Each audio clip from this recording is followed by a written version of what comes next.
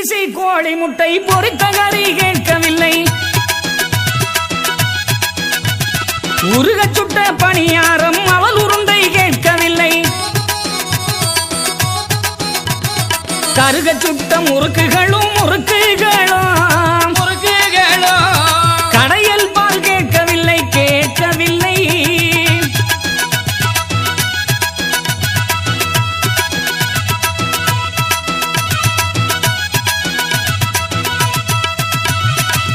பொங்கரிசி கேட்கல, பொரித்த கறி கேட்கல, கோழி முட்டை கேட்கல.